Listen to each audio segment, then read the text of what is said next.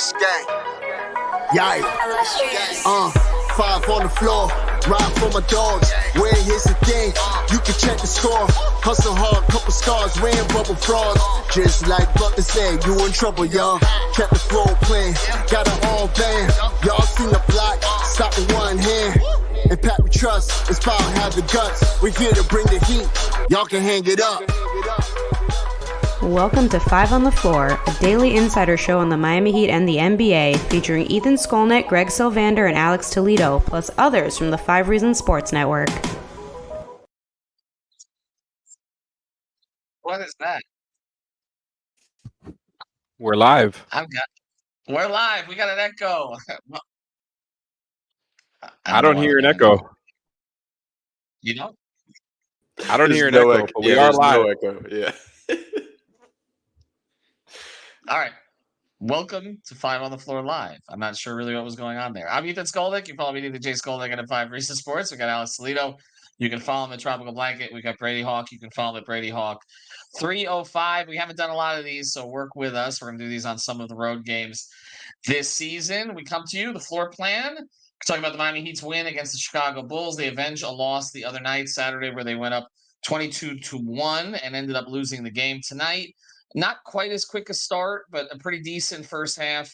And then every time that Chicago kind of pushed closer to them in the second half, Miami pushed back. They went 118-100, now 9-5 on the season.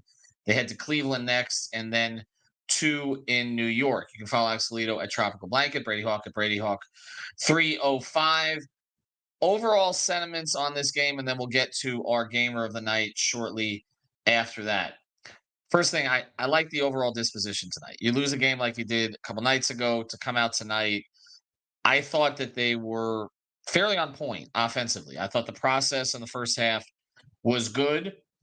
They got performances from a lot of guys who did not play particularly well the other night. We'll get to some of those as we go forward. We talked about the wings in particular the other night, that they didn't give them a whole lot. They gave them something tonight, especially 3 of them.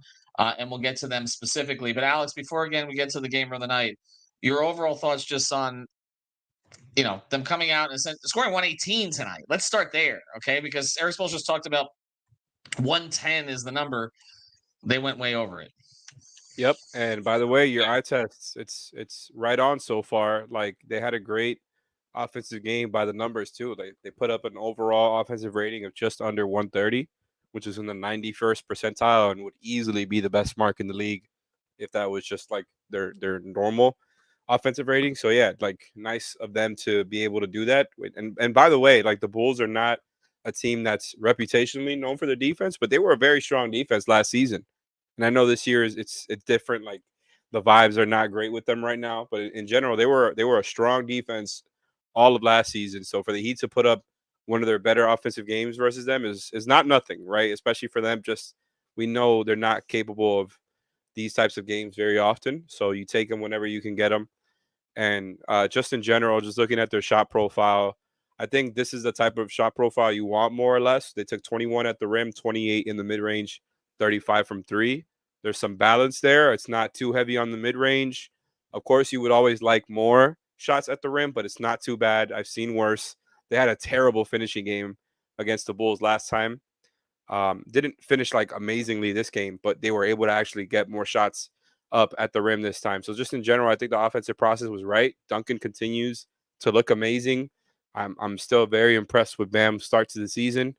And just kind of going from there, I like the identity they've taken on with the lineups, where you're just constantly seeing, like the kind of the pairings that Spo has seen develop here, where it's like Bam and Duncan coming in together and coming out together, and then Jimmy and Kevin Love coming in together and coming out together. And a lot of times it's like 3 wings around those the pairing. So I like the identity they've taken on with their roster. I just want to see the defense be a little bit more consistent, because I do think like they need to be a good defense for everything to work for them, because they can't have these types of offensive nights every night. All right. Well, we're going to go a little bit off the board tonight. We had a debate about the gamer of the night. We'll tee it up now, and then we will decide whether we're going to go with one person or 2. And now on 5 on the Floor, it's time for the Gamer of the Night, sponsored by Rock Esports Center, the place to eat, drink, and play all day. Host your next birthday party with them. Located at 15305 South Dixie Highway in Palmetto Bay. They've got a 5,500 square foot state-of-the-art center equipped with all the high-end power. Play all-day passes available for just $25, but if you mention 5 reasons, it's just $20. So mention 5 reasons or 5 RSN. You get to play all day for $20. And now, the Gamer of the Night.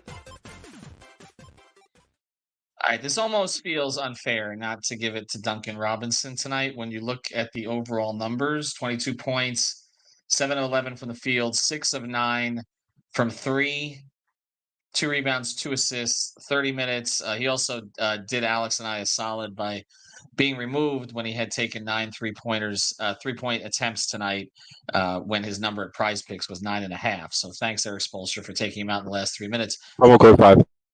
Exactly. Well, it doesn't matter. But I'm gonna go with the other guy, Brady, because we've been talking, and Greg and I, when we potted on him the other day, we're talking about how with Jaime Jaquez, we've seen this with rookies in the past for the Heat, where something seems really amazing and really ahead of schedule.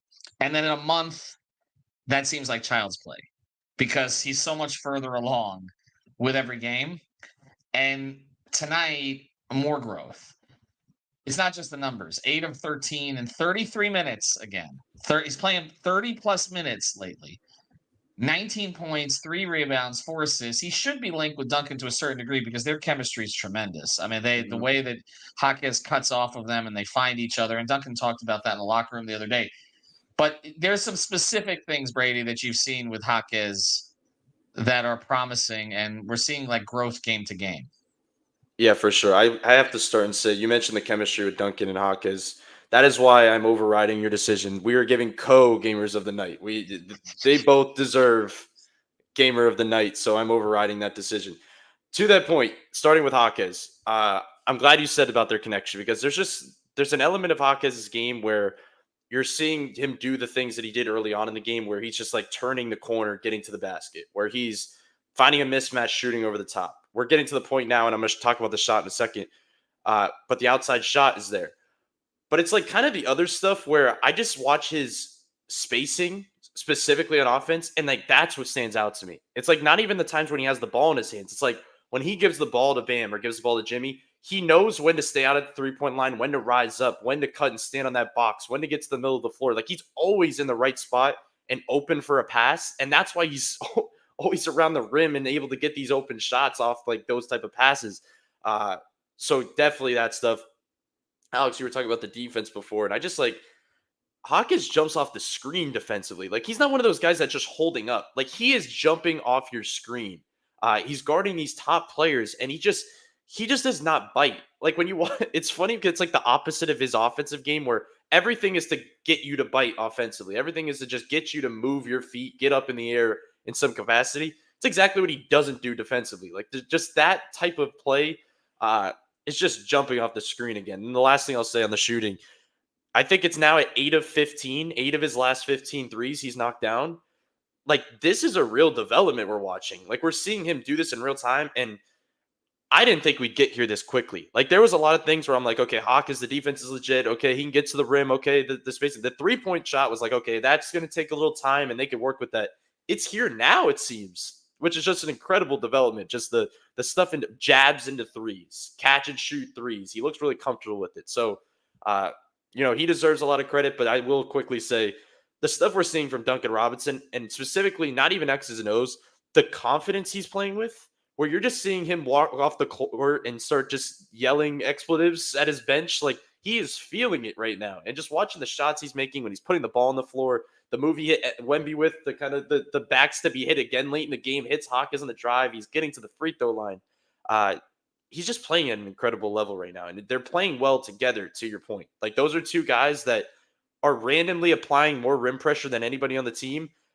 Like Duncan began doing what Jaquez did with rim pressure, and now Jaquez is doing what Duncan did with threes. Like they're just mutual players now. It makes no sense, but they play really well together. So it's just co-gamers of the night. I will allow for the overrule in this case. I'm also going to say something that's going to annoy Alex, Good call. which is that Duncan. Can he be like a late career alpha? Like, can you transition into alpha Does status? alpha just mean you're playing well? A few years into great. Well, no, but I mean, it's what Brady's talking about here, though, because look, confidence was one of the issues with Duncan. We've talked about that. There was this. We did podcasts about the imposter syndrome, the guy who didn't think that For he sure. was going to be in this position, and then the pressure of it.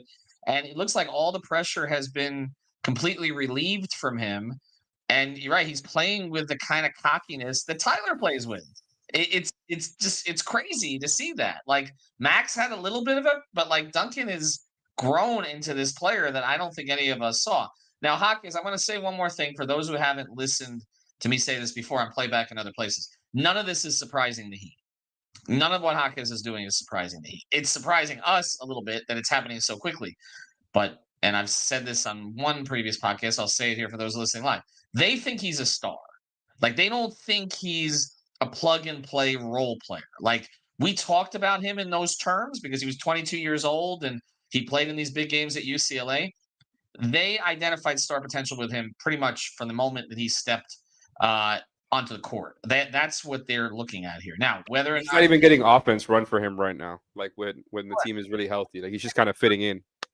He's playing fourth quarter minutes and consistently, and they are characterizing him as a long-term part of their core with Bam and Tyler. So that's what they think of him. And that's why I'm saying in a month, we may look at what he did tonight as nothing. Just like what we're looking at what he did the first week of the season, which seemed, oh my God, this guy's actually playing for them this year. And now that looks like nothing because he's playing 33 minutes and he's playing so well. Ethan, would you quickly before you get to that, would you say Jaquez is an alpha? I just wanted to get your take on that. Oh, I think there's no question about that. I think there is. I think it'd be easier to say who's not an alpha on this team, to be honest. Well, no, I think it would be easier to say that because then we'd have people calling us out on that. But I think by saying that Duncan is a late career alpha, I think we can identify that maybe he didn't embody that earlier in his career and he is now. But Ethan being the alpha judger is just always a funny concept to me. Look, we talked about it in terms of Caleb Martin last year, and obviously, we're going to talk a little bit more about Caleb here on the podcast. But I want to transition to something else here, actually, because it was mentioned, and we've discussed this on previous podcasts, that like we're taking Bam for granted now, because in the past, when Bam had this stat line, 23, 11, and 6 on 8 of 14 shooting in just 30 minutes, he would be the gamer of the night. Now it's like, okay, we're going to go find somebody else. That's another day. But I do think it was important tonight. They didn't get away from him, and he didn't allow them to get away from him. There was that time, was it late in the third quarter, guys, where it was getting away a little bit? Maybe it was early in the fourth, and he attacked off the dribble. I mean, he got the ball and went, which was the kind of thing we didn't see him either get the opportunity to do that or have the inclination to do that in the previous Chicago game. And to score 118 when Jimmy is 4 of 11 in 29 minutes, it just shows that the depth that they do have on the roster when things are clicking. I want to get to a couple of other guys before we get to the play of the night because I think we've identified who the play of the night is going to be tonight. But I don't want to overlook a couple other players. Kevin Love tonight, 11 and 8 in 15 minutes. Alex, are you settled on the fact that Kevin Love is the backup center for this team at this point? No doubt. Now, the only thing is I could completely imagine Bryant getting some minutes throughout the season again, just because, like we talked about plenty of times, like just to have Love fresh for the playoffs. But as far as who is your best option as of right now, like I don't think it's even, a question. I just think, Bryant is like 10 years younger than him and has fresher legs, and I think he's kind of an innings eater for the regular season. But Love is ultimately the better option. I don't know if I want Love to be the permanent backup 5 just because of that, just because I want him fresh, to play that role in the playoffs. I mean, it's a vital role. Like if you're having Love in those minutes, as opposed to Cody Zeller or Dwayne Dedmon or Thomas Bryant, right, in the playoffs, like I think that's a win. So I want him fresh for that stint. Not that I don't want him playing now. I'm just prioritizing, that time. But he's been fantastic for them. And even though he's not considered a strong defender, he is a much better, he's a much higher impact defensive player than Thomas Bryant is at this point, just because he knows where to be and actually gets there on time. Like he gets to the spot on time and draws charges. The rebounding is there. We already know what he can do with the outlet passes, and most importantly, what I think differentiates him from Bryant on offense the most is just the ability to space the floor. Like I think it's paying off in dividends where, that pairing, right, that I was talking about before, where he comes in with Jimmy at one point. Like I think that's intentional. I think Spo likes those looks where you have the spaced out floor for Jimmy, and then you just have wings alongside that unit. Like I really love the way that this roster has developed together. And by the way, I think Bryant could actually be decent in those types of minutes as well. The paint might be a little bit clogged, but we've seen Jimmy be good with like a simple like pick and roll backup 5 center in the past. Like he had that pairing with Zeller. Yeah, there was at one point he was good with Dedmon early on. I wouldn't be surprised if they will be okay if they just didn't play 2 other bad defenders alongside Bryant at the same time. Brady, just want to blitz through some other guys before we get to the play of the night. Just give me your grade on them this evening. Kyle Lowry, 8 points, 5 rebounds, 6 assists, 3 of 6 on the floor in 27 minutes. It's funny because you started there. I was actually going to ask you about him specifically, just because we always talk about you with Kyle. I thought he was really good tonight. Like I thought he actually controlled things. I thought he's been on a little bit of a consistency in terms of impacting the game, in my opinion. Just the stuff he's done defensively, I feel like he's been in the right spots, moved around, drawn some charges. But he's gotten Bam in the right spots, which is something we talked about, obviously, when he first came to the team, that was going to open Bam up scoring-wise, and we just haven't, you don't need that anymore. But he still, like, starts the game, Kyle Bam pick and roll, hits him right in the elbow, knocks down a jumper. You're just seeing him push pace, the play where Kevin Love throws an outlet pass to Kyle. Kyle throws an outlet pass to Jimmy. Jimmy ends up getting fouled, and it was a clear path. Like, he's just making a lot of really good plays. So I know you just said blitz through it, but I'd say that's a B game for Kyle, in my opinion. And obviously the scoring is what would kind of bump it up. Caleb Martin tonight, 2 points, 1 of 6, 21 minutes, 5 rebounds, 2 assists. Are we seeing him shake any of the rust off? Before you go, here's my one thought on it. You and I talked so much last year about the way he attacked closeouts. Mm-hmm. And there were 2 situations tonight that I thought he could have attacked and did not. He didn't shoot either, but he kind of backed out of it, and it took a dribble. And he does not seem right now to totally trust his body. That's what it looks like to me. And then there's also this idea of kind of working in with others. What has been your thought on him? Was it any better tonight in your view?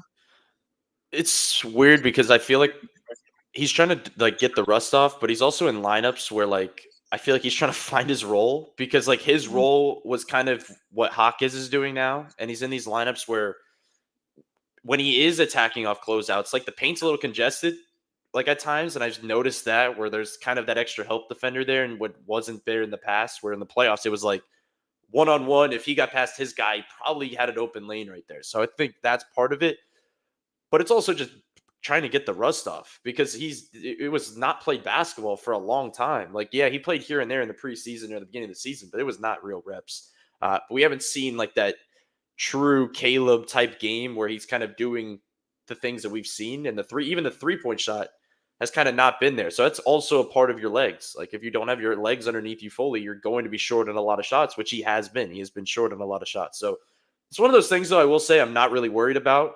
Like, it does not feel like something, because I've seen moments defensively where I'm like, okay, like he's moving well. Like he's had like specifically last game, actually, he had like a couple in the zone, in the press, where I'm like, okay, he's cutting people off perfectly. But I think we're going to get to a point where we're talking about his role and like what specifically is asked of him in these spots. Because there was a lineup today where I was actually wanting to see more of it. I'm curious of it. Was Jimmy, Jaquez, and Caleb. Like, that's an interesting 3 to have on the court together. So like if in theory, if you can work it out offensively, like, yeah, that is a perfect lineup you'd want defensively. So I'm interested in that part of it. I think the clock's ticking on him a little bit just because Tyler's getting closer to coming back. We'll handle that in the last segment of the show, but Spoelstra played 9 tonight, basically. I mean, Orlando Robinson, Drew Smith got in at the end.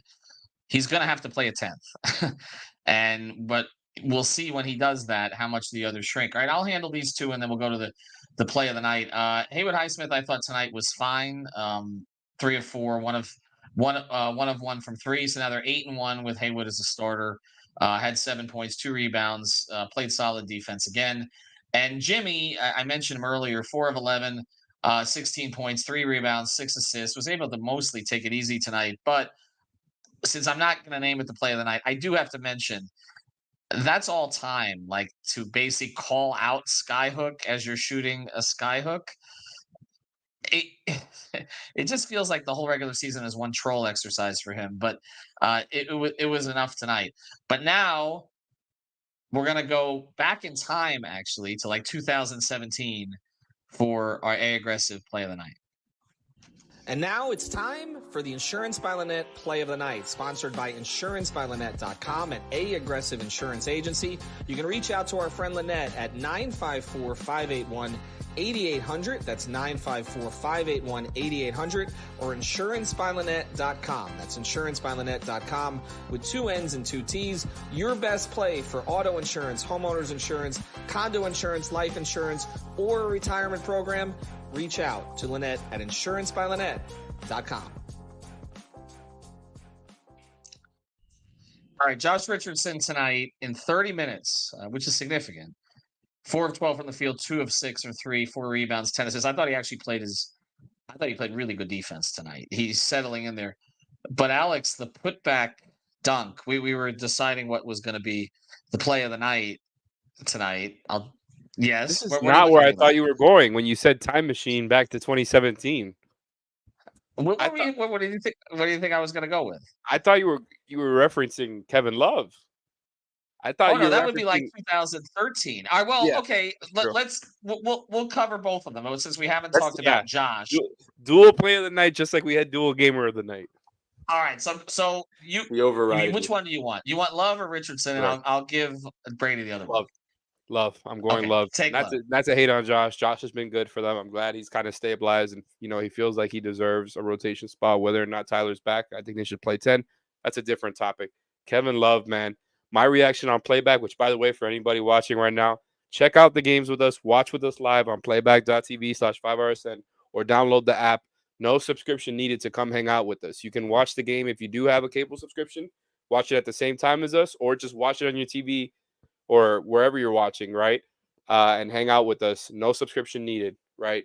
I had a crazy reaction when Kevin Love had that step back. It was just, I was not expecting to see that coming. And it was funny to watch them go at Nikola Vucevic all night tonight. I was saying, like, Bam, his eyes were like widening every time he saw Vucevic on him. And, Bam is from North Carolina. He knows good barbecue chicken. And that's what was going on tonight with Vucevic. And Kevin Love, he turned him right into some fantastic barbecue chicken with that move. Like, I really was not expecting that. He just hit the brakes. Kevin Love of all guys hit the brakes and created an insane amount of space with that step back. So shout out to Kevin Love and shout out to good barbecue chicken. I've been setting up that barbecue chicken take since playback for about 40 minutes. Brady, Josh Richardson. We're workshopping it live. I mean, Brady was like 4 when Josh Richardson got up that high the last time. I didn't know that he could still do that. What, just in the context of his overall play tonight? Wow. Yeah, I'm glad you didn't go to Kevin Love for me because I wasn't born when Kevin Love was doing the stuff Alex was mentioning. But look, the athleticism on that putback, like, number one, the fact that this is the most athleticism that they've had in a long time. Like, just in terms of the lineups they're running, and I'm like, I'm not to get away from what I'm about to say. But there was a play where Jimmy ran the break with Jaime, and he threw him a bounce pass on a 2-on-1, and I'm like, just lob it up. Like, it was a free lob for Jaime because he's going up on that. And I feel like there's points in this game on this team where they're like, they don't realize the athleticism that they have. Jimmy himself is an athlete that they don't utilize that athleticism. But as for everybody else, it's something that you have to utilize. And that Jay Rich kind of getting up on that putback was kind of the thing that got him in a flow, I'll say. Like, it seemed like that got him a little bit more comfortable. And as I always say, he's a rhythm guy. Not that he had the most efficient night, but got him a little bit of a rhythm. And the one thing I'll say on Jay Rich, and I keep saying it, I say it during every game, after every game, when he hunts for the elbow or free throw line pull-ups, that is when he's at his best. Like, when he's settling for these catch and shoots or pull-up threes, when he's getting to the rim, like, okay, like, you need all of that mixed in. But when he is like, okay, I want to get to this spot on the floor and rise up, like, that is his shot. That is his area on the floor. So if, like, they could find ways, there was actually to play off that putback, there was a play in last game where they were kind of moving him off the baseline, where they were kind of running him in that area. They sent him off a curl where he caught it at the free throw line and knocked down a jumper. If they can get creative with him a little bit and just find ways to kind of really master that mid range, I feel like that could do a lot for him to kind of find a flow early in games. So that's something I'm looking for. So they've got 9 guys that Eric Spoelstra is playing a lot of minutes right now, and this other guy is going to be coming back pretty soon. Let's set up our injury report with Eric Rubenstein. And now it's time for the official 5 on the Floor injury report, sponsored by our friend Eric Rubenstein, the personal injury attorney. Born and raised in Lauderdale, Florida, lives in Miami, went to St. Thomas. He's a South Florida guy and a huge Miami Heat fan. But the important thing is he can help you get your money that you deserve when something happens to you. So reach out to our guy, Eric Rubenstein. Again, ericrubenstein.com, or Ask About Me, I Got You, on Instagram. And now, the injury report. All right, so if you subscribe to us on Off the Floor on our new Discord, which we recommend you do, it is here in the description on YouTube and also on the podcast feed, and it's always pinned at the top of the 5 Reasons Twitter account. You would know that Tyler Hero has been getting closer because we've been signaling that, and that he was going to get the boot off this weekend. Actually, I was in the locker room last time they were home. He walked in without didn't seem to be any swelling or bruising, and his ankle was exposed, and it looked like he was comfortable. And so again, it was just a matter of kind of ramping up. Now he put out this video, where I think everybody overreacted to it because they thought it was like today or yesterday, but it was actually from the very beginning of the process, and he's pretty far along in the process. So do I expect him to play in Cleveland? No. I don't really even expect him to play at either of the 2 games in New York, either the game on Friday night on Black Friday against the Knicks, or Saturday against the Nets. I do think there's a strong possibility that he could play when they come back against Milwaukee. And remember, there's significance to that game because that's also one of the in-season tournament games, and he'll be here at home. So I think it makes sense that they leave him here, but I wouldn't be surprised at all if he plays in that particular game. So I mean, let's just throw it out there because we're going to do a whole podcast on this again, and we've done the Tyler Hero debate and all that stuff. But right now, Alex, you've kind of already said it. Like, you think the Spurs should play 10, and maybe he will. But even if he plays 10, is it Caleb's minutes now, not Josh's, that he's going to be taking? Because you can't really cut Love's much more, and it's a different position, right? I mean, you're not cutting Jaquez, it doesn't appear. No. And Josh, I don't think Josh plays 30 when Tyler's back, but like he did tonight. And Jimmy didn't play that as many as usual either tonight, which allowed Josh to play more. But I don't think they're taking Josh's minutes when he's just sort of rounding into shape. It just feels like Josh is a little bit further along in the process than Caleb. And so he's the one, Caleb's going to be the one that gets kind of nicked here with the minutes. Do you guys agree with that? Yeah, I mean, I don't know. I'm not 100% on how exactly that it's going to work because I wouldn't be that surprised if Spo just went to a 9-man. I do think this roster, it would serve them well to play 10. Like, I think with Tyler back, you have a 10-man rotation that you're not just like putting together. I feel like that's a 10-man rotation you feel good about. It's not like you're reaching and trying to say a guy like Jovic or Jamal Cain or somebody who hasn't been playing consistently is in there. It's 10 guys you feel good about and you trust, I think, if you're Spo. So that's why I think it just logically it makes sense. You don't want to burn out the guys you're going to depend on in the playoffs. And I think they all deserve to play, frankly. And so how exactly he works it out, I'm not sure. Like, I'm just looking at it now. I agree. I don't think Josh is going to stay at 30 minutes. There's going to be some nights, right? Like, there's going to be some nights where he is. And I think that's the beauty with this roster. And you've seen it in the way the lineups have played out where they're playing just bigger at multiple positions. But the beauty with having, kind of multiple different wings with different skill sets is that you can kind of pick and choose who closes on any given night. And I know sometimes it's kind of easier said than done. It might be kind of, but it's a good problem to have if you're Spo, because you don't have to just depend on one wing, right? Like in the past, you might have just had to depend on Caleb. And if he's not having a good night, he's still going to be closing. That's not necessarily the case. And I think he can pick from Highsmith. He can pick from Jaquez, Josh, Caleb. and just kind of figure out the minutes rotation amongst those guys. And that's me being, it's me giving a cop out answer saying I'm not exactly sure how it's going to work. I do think Josh will play less. I think you're right that for the time being, Caleb is going to stick around where he's at, kind of around 20, 21 minutes. It doesn't seem like, again, just everything you guys were talking about earlier, the legs, doesn't seem like he really has his legs all the way under him. Like he's making plays here and there, but he seems conservative. He seems like he's playing conservative based on what we've seen from him in the past, especially like the closeout stuff. That was maybe his biggest strength on the offensive floor, as far as like where he had his highest impact for the Heat on the offensive side of the ball, and I'm just not seeing it with him. So I think that's kind of the trend happening right now. But if Caleb just kind of ramps back up into shape and is playing like himself again, I could see him being the guy who plays more. So that's Spo doesn't have to go one way. Like I think he can kind of pick and choose depending on who's playing better, who gets the minutes. I think one of the things that they could do if they can replicate some of what they did tonight is in some of these games, if they could get up enough, they can play the other wings down the stretch and give Jimmy a break, which would be nice over the course of the regular season to not have so many clutch games and be able to close with Caleb, Josh, Jaquez, etc., and then obviously have Tyler in the mix. Real quick here, and then I'll sum up everything, and then we'll take a few comments here on the chain because we did go live tonight. If I didn't mention that at the very beginning, we will do some of this on some road games going forward. But Brady, is it in your view, if he goes to 9 or 9.5, is Caleb more likely to get clipped than Josh? Right now, yes, because I think they have the excuse, to be honest, where they could say, well, we're still trying to get Caleb back to 100%. He's still trying to work into things that we're going to let him kind of just find his flow. But I think eventually it will probably be Josh. Like, I think they're going to get to a point where we talked about the guard thing. Like, I was watching Haywood Highsmith bring the ball down the floor today, and I was thinking to myself, like, we had these conversations about them needing a certain guard and everything. Like, we're watching Haywood run point guard. I'm like, okay, that does not matter anymore.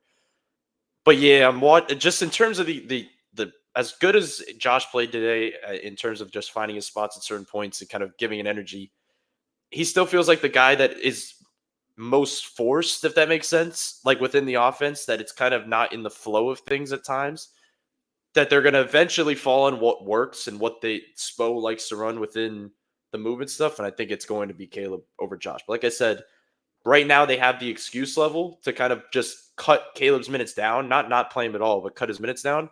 And that's why I really do believe it will be 10.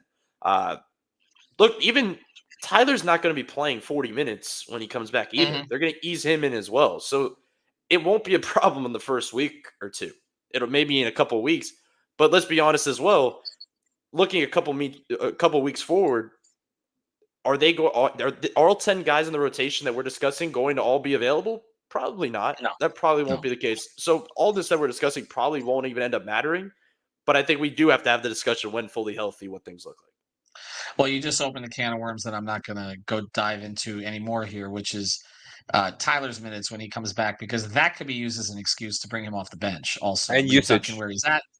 And so that is another podcast topic. I'm just going to get to some comments here real quick. We thank our sponsors, A Aggressive Insurance, Rock Esports Center, and Eric Rubenstein. I'll just take a couple of these. Broham, Ethan, to go back to your Jovic take from earlier. I did a little video on Jovic on the YouTube channel, so you can check that out. Do you think he's more of a fit for the next build rather than this one, since it doesn't seem like Spo thinks he's ready to contribute now? I wouldn't get into the whole this build, that build, and all that. I don't think he's going to be a core piece of what they do this season. I don't. I think that he's a situational piece going forward, and I think there'll be some opportunities.